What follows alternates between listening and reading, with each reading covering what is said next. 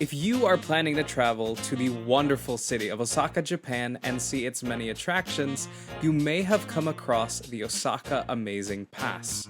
The Amazing Pass covers travel expenses, entry into many of the attractions, discount at certain restaurants and retailers, and even allows you to skip the lines at some of the many attractions around town.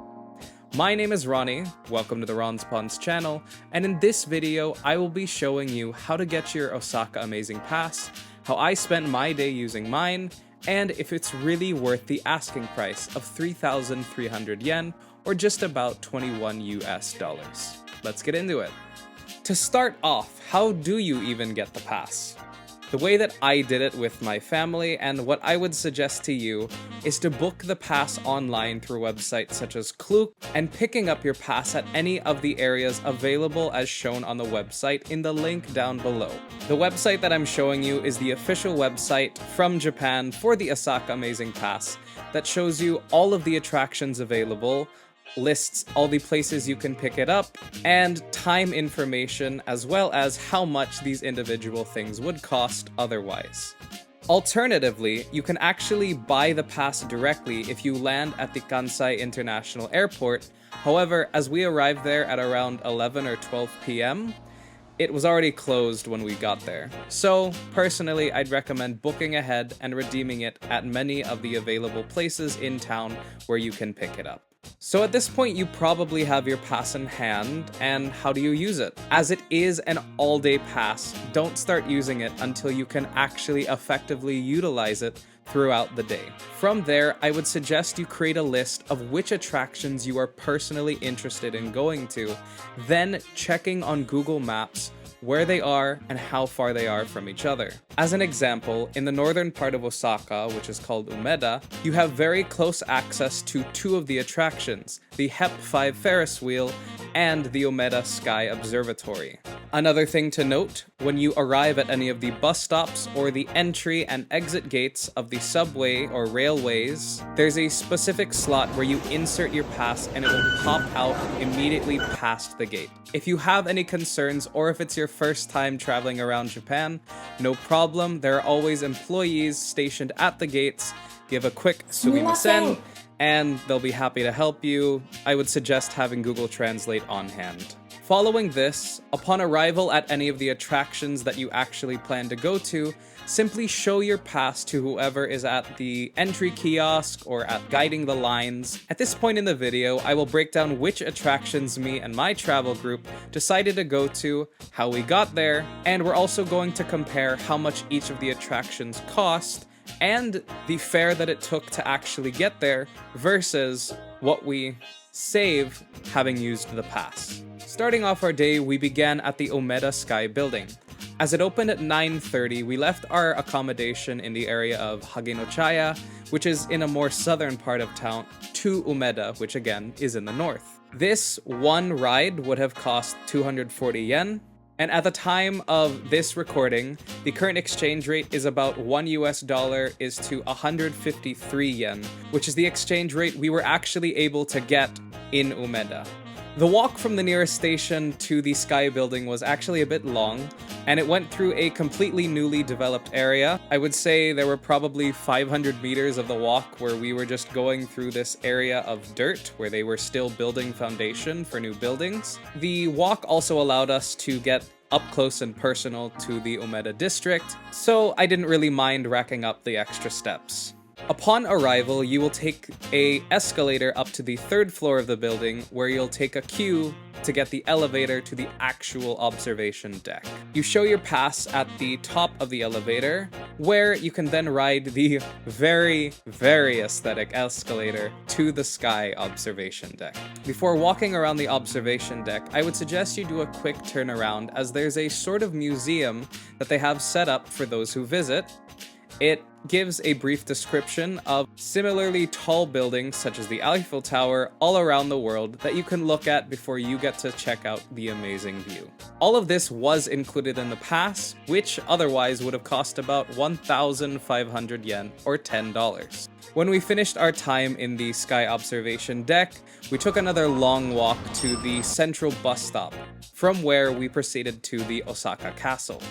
We had originally planned to go to the HEP 5 Ferris wheel at this time, since it was nearby, but that didn't open for another hour, and we didn't really want to waste that time. Note, bus prices are standardized, meaning if you didn't have the pass and you rode a bus, no matter how far you went, in Osaka, it would cost 210 yen. And since this was 2 rides on 2 separate buses, this would have cost 420 yen. Hopping off the bus stop, we took a quick break at the Park Lawson's, which had a nice little snack, then met up with a friend before entering the castle walls themselves. To put it bluntly, the castle was pretty much everything I imagined it to be. The walls were tall and scaled with these beautifully ornamented roofing. The castle itself stands at the center of the castle walls. It's giant, it's white, it has these beautifully articulate golden trimmings. It's just gorgeous to look at. It's kind of almost confusing how something that's so ancient looks so fantastic. And once you actually go into the tower toward the higher levels where you can actually look out back into the city, it's almost crazy how you contrast this gorgeous ancient Japanese architecture with the modern skyline of Osaka. I mentioned this earlier, but this is one of the places where having the Osaka Amazing Pass really comes clutch.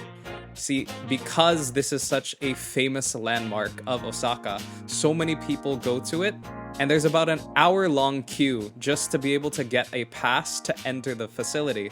However, when you have the pass in hand, you just show it to the ticket guy, and he lets you skip the line and go straight to the base of the tower. There are actually 2 lines from here that you can choose to enter the castle. One lines up for the elevator, which goes to the 5th floor. The other is just to the stairs directly, so you can climb at your own pace. Personally, if you have the legs and stamina and time for it, I would recommend just taking the stairs because each floor is basically its own piece of the museum. They go into who built the castle and the surrounding area. They have artifacts from the periods of ruling the castle. It goes into the history of the generals, the diplomats, the leaders who actually ran things. And there's a lot of cool pieces that you won't really be able to see anywhere. Unfortunately, I can't show you too much of this. You'll have to see it yourself because at least most of the floors have a restriction on photography and videography inside. I'll just say, very cool, very much worth seeing, even if you don't have the pass. Speaking of which, what we saved was 600 yen to actually get into the facility. From this point, geographically, we were actually much closer to the Sutenkaku Tower, another very famous landmark of Osaka.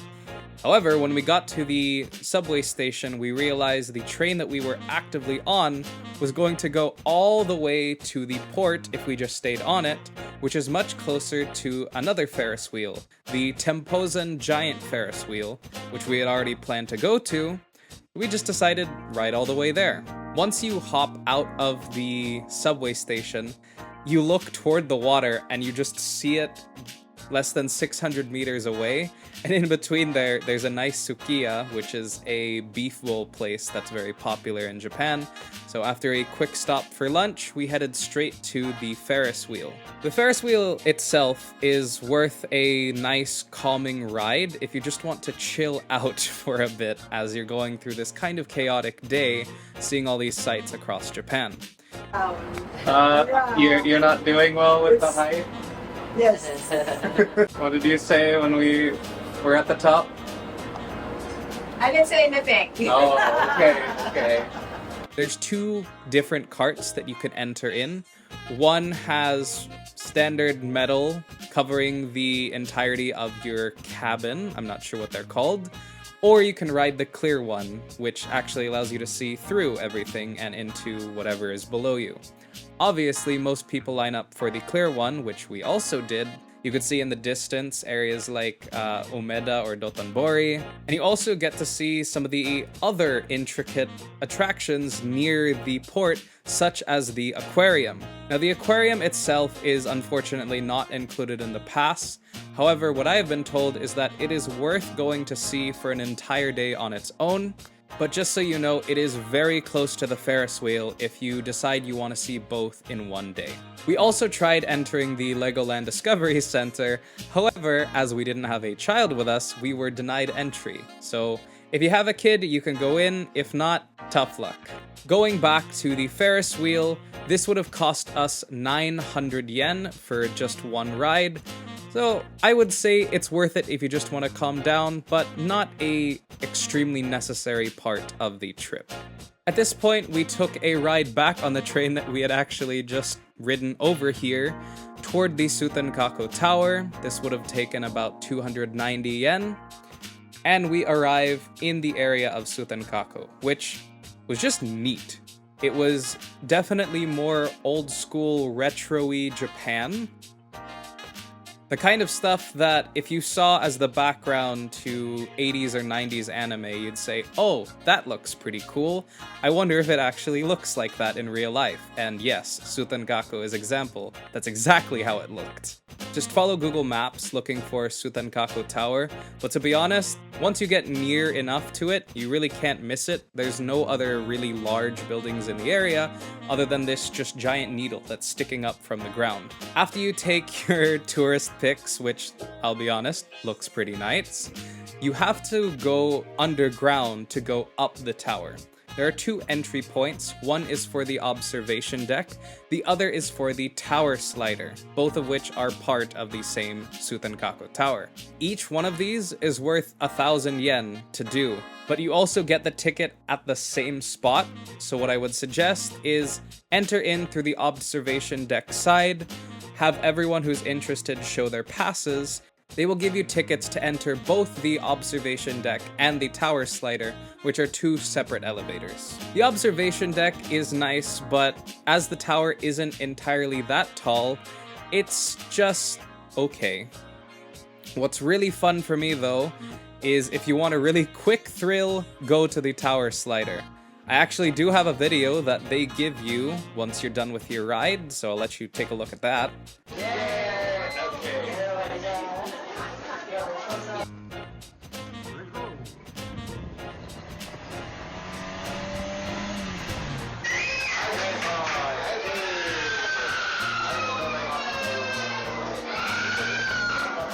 The slide was a lot faster and a lot longer than I had anticipated, but it was very much worth the quick oh shit.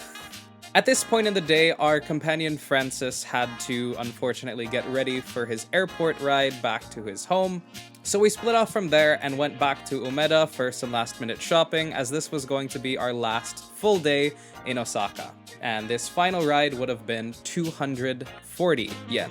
This summarizes how we used our Osaka Amazing Pass, and if you're wondering, well, it seems you had more time in the day, why didn't you do more?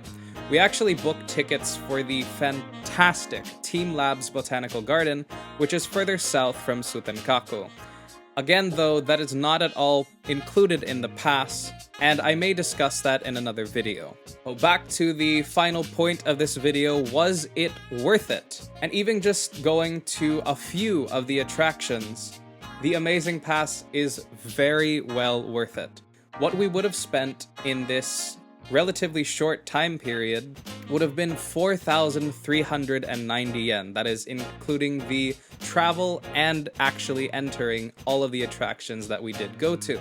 We saved the money and were able to still travel more when we had to go to Team Labs later in the day and eventually come back home. Overall, I would highly recommend that if you're interested in traveling, you should get the Osaka Amazing Pass and have fun exploring one of the most lively cities in Japan. And with that, I'm Ronnie from the Ron Spawns channel, and I hope you enjoyed the video. I'm new to this YouTube thing, so if you like this content, or me, I hope you subscribe to the channel and become part of this small community. I have new videos about travel, nursing, and occasionally random meme videos that I would not show my parents. Thank you very much. I wish you a fantastic week.